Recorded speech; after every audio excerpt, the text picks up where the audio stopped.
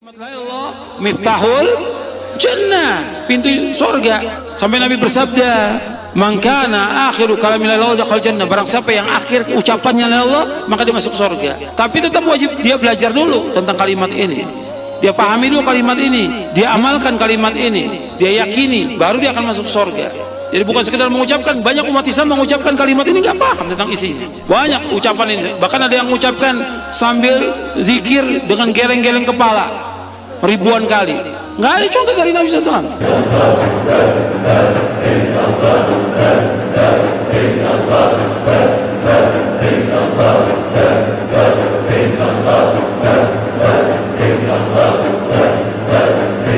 Nggak cukup itu, setan menggoda dia.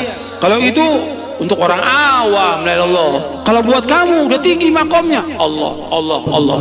Allah, Allah, Allah, Allah, Allah, Allah, Allah, Allah, Allah, Allah, Allah, Allah, Allah. Setan bisikin lagi, kalau Allah untuk orang yang di bawah itu nggak cukup. Kalau udah tinggi derajatnya, hu, hu, hu, hu, hu, hu, hu, hu, hu,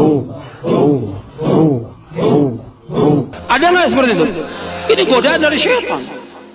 Karena nggak ada zikir dengan lafaz Allah, nggak ada zikir dengan lafaz hu, nggak ada. Yang ada sempurna la ilaha illallah. Afdalu dzikri la ilaha illallah. Seutama-utama zikir la ilaha illallah. Tapi dia harus paham kalimat ini. Kalimat ini bagus kita ucapkan. Bahkan Nabi menganjurkan kita membaca kalimat la ilaha illallah wahdahu la syarikalah lahul mulku wal hamdu wa huwa ala kulli syai'in qadir dalam sehari, pagi 100, sore 100. Bahkan kalimat ini, apakah ada zikir dengan mengucapkan lafaz Allah? Ada.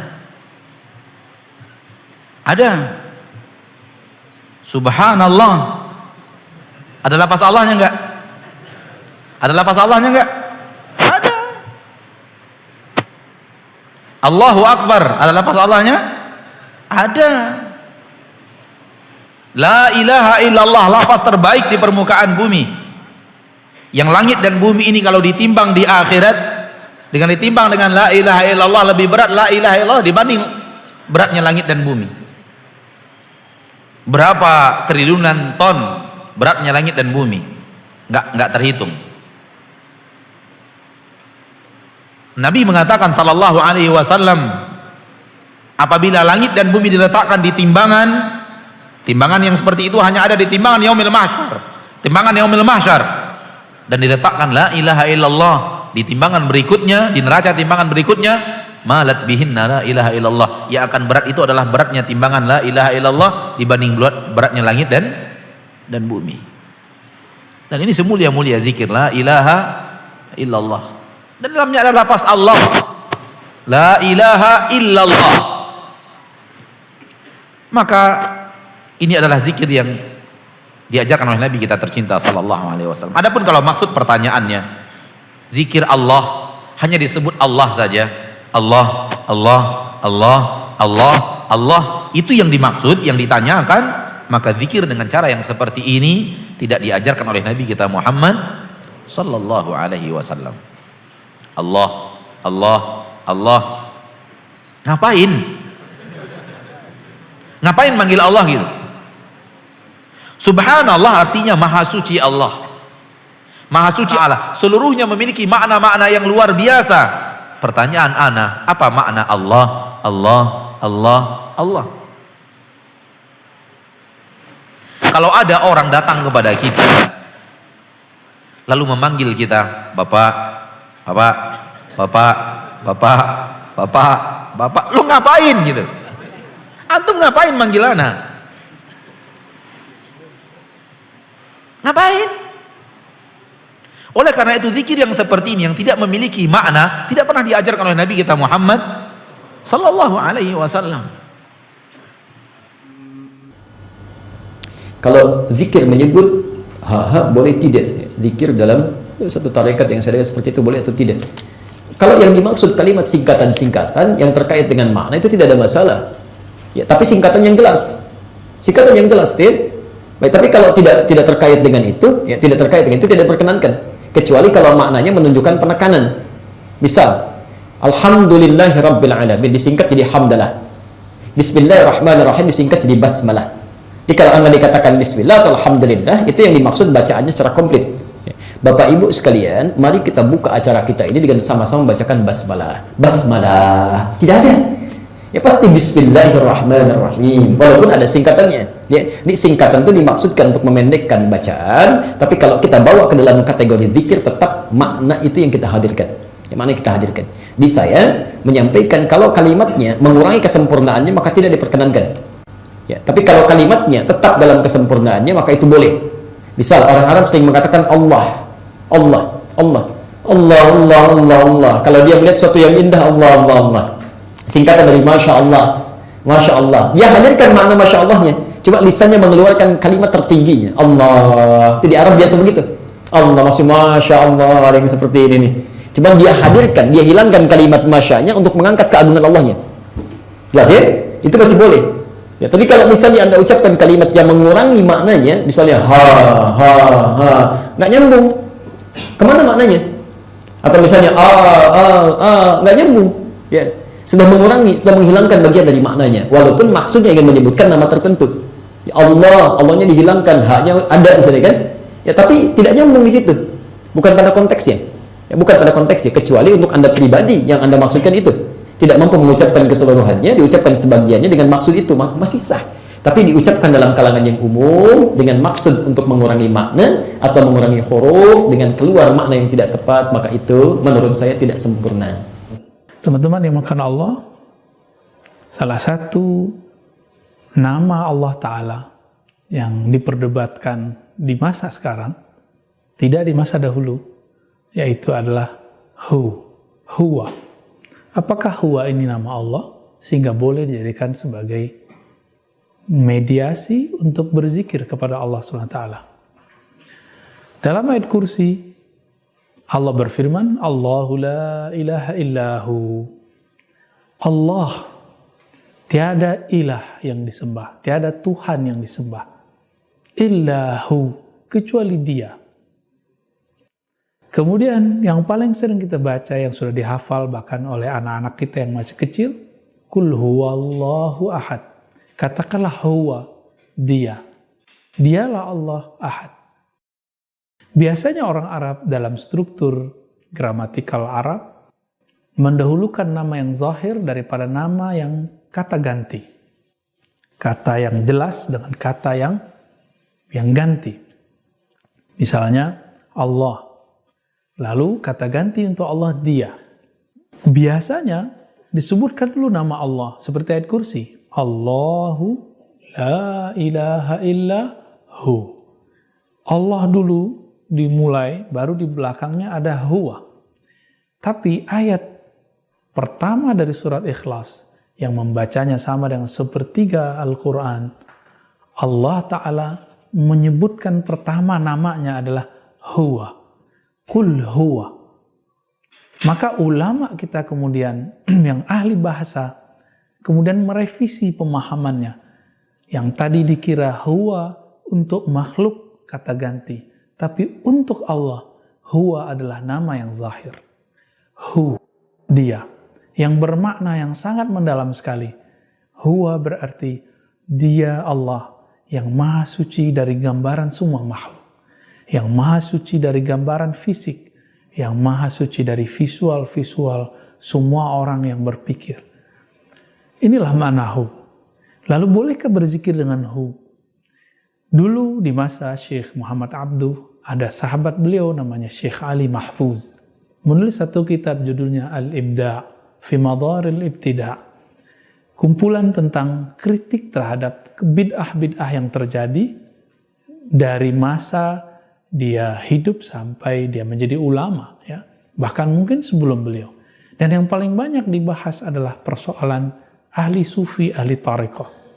Salah satu yang menjadi isu berat di situ adalah berzikir dengan ismul fard. Al-ismul fard dengan nama tunggal. Salah satunya adalah hu. Lalu Syekh Ali Mahfuz rahmatullah alaih dengan sangat objektif menyebutkan dua pendapat ulama yang berkonflik mengenai kebolehan berzikir dengan hu atau tidak boleh. Beberapa yang disebutkan misalnya Al-Arif bin Atta'illah dan Syekhul Islam Ibnu Taimiyah. Dua orang ini berkonflik mengenai kebolehan zikir hu. Al-Arif bin Athaillah, pengarang Al-Hikam, Lataiful Minan, dan kitab-kitab yang lain menulis kitab khusus mengenai kebolehan berzikir dengan nama tunggal, termasuk huwa. Tapi Ibnu Taimiyah rahmatullahu alaih bersikeras mengatakan tidak boleh. Kenapa? Berzikir mesti dengan kalimat yang sempurna. Kalau berzikir Allah, Allahu, hu, ini kalimat yang tidak sempurna. Nah, konflik ini berjalan terus sampai saat ini. Jika kita berkiblat ke Ibnu Taimiyah, maka kita akan menentang zikir hu. Jika kita membaca karya Ibnu Athaillah dan menerima pendapatnya, kita akan menerima juga zikir dengan hu, dan tentu terjadi konflik. Maka konflik ini hanyalah warisan terdahulu, bukan masalah hal yang baru. Maka teman-teman yang makan Allah, terserah ikut yang mana.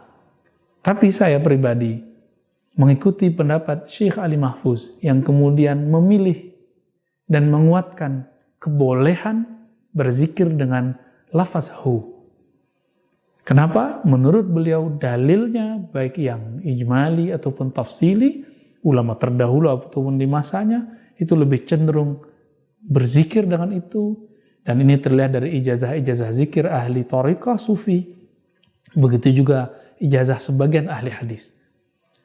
Berdasarkan ini teman-teman yang Allah, bagi yang berzikir hu Allah, Allahu, maka silakan dibaca karya beliau supaya tambah mantap pendalilannya, penghujahannya.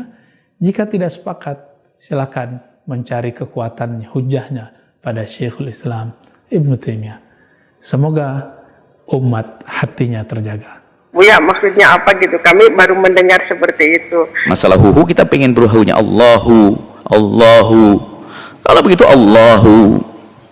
Ada sebelumnya memantapkan dalam berzikir saja, dan memang zikir itu adalah zikir yang jelas. Jadi memang ada beberapa zikir yang sebagian ulama berbeda pendapat. Sebagian mengatakan kalau berzikir hendaknya dengan kalimat yang sempurna. Sempurna artinya Allahu, Allahu, misalnya seperti itu.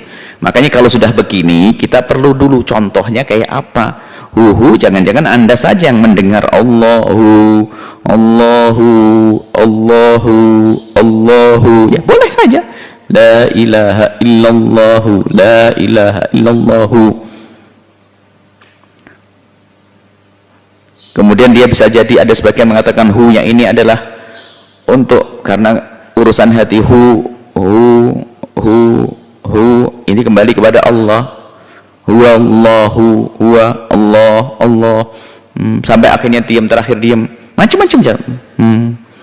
Tapi hatinya ingat kepada Allah. Allah, la ilaha illallah, panjang. La ilaha illallah. Kemudian Allah, Allah, Allah, hu. Dia misalnya ada beberapa cara seperti itu. Tapi kembalinya kepada Allah. Cuman kami sampaikan bahwa sebaik-baik zikir adalah yang kalimatnya sempurna. Inilah zikir-zikir semacam itu ada dilakukan sebagian ahli tasawuf, dikritik oleh yang lainnya dalam hidup biasa, dalam kritik mengkritik, tapi jangan merendahkan. Kalau kita berzikir yang normal, subhanallah, alhamdulillah, wa la ilaha illallah, Allah akbar, la ilallah, la ilallah ta'ala syarikalah, seperti itu. Maka kita pun tidak mengatakan itu sebuah cara yang salah, karena ada maksudnya ada. Kalau langsung zikir, zikirmu apa? Hu, ya nggak benar zikirnya hu. Itu ada rentetannya itu. Zikirnya apa? Hu. Zikir kok hu? Ya nggak ada itu. Kadang itu menfitnah kita. Itu orang zikirnya hu. Lah ini fitnah juga. Nggak mungkin hu saja. Pasti ada sebelumnya. Nggak mungkin hu. Apa hu? Nggak begitu. Jadi tolonglah. Jadi ada biasanya di sebagian ahli tasawuf, kita pengen tahu betul itu maksudnya ikut thariqahnya benar atau enggak, begitu saja. Kalau nggak benar ya nggak benar. Kalau benar ada jelas, ada maksud.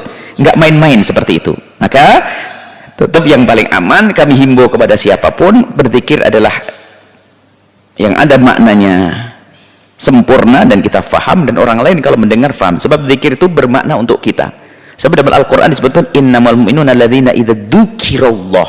Kita berzikir menyebut nama Allah didengar oleh orang lain. Dzukira disebut nama Allah. Jadi kita menyebut orang dengar. Jika perlu. Jadi maknanya berzikir adalah bukan saja untuk kita, orang mendengar. La ilaha illallah, seperti itu Ibu ya. Baik, kalau ada orang berzikir semacam itu perlu cek kembali. Yang tidak boleh kita gampang merendahkan lalu menyesatkan. Kita tidak tahu apa sih rentetannya. rentetan zikirnya kayak apa, kita jangan mudah untuk menyalahkan yang demikian itu.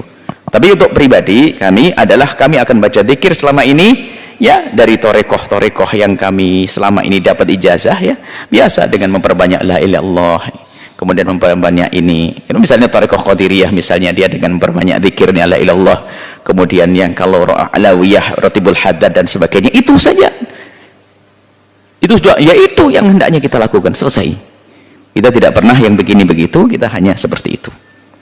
Zikir, maka ibu kalau berzikir ya yang sempurna saja supaya tidak masuk wilayah khilaf, tidak dipertanyakan lagi oleh orang nanti. Sebab kadang-kadang kita pengen membangun khusyuk, ditanya lagi sama orang, tambah bingung nanti. Ini.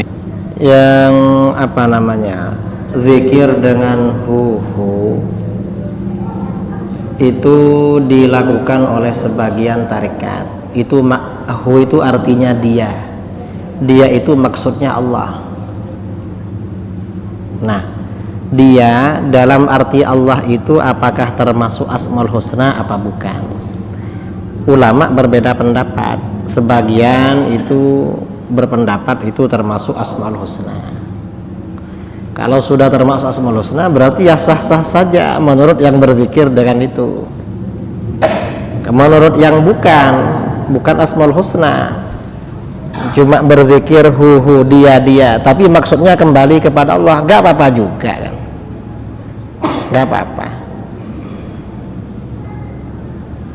Yang kurang pas tuh yang gak berzikir sebenarnya.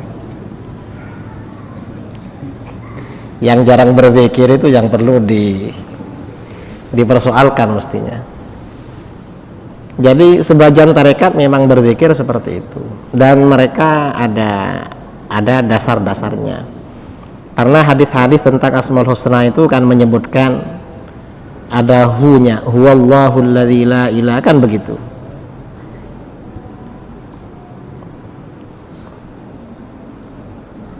Jadi memang ada huwa, mungkin diambil dari situ.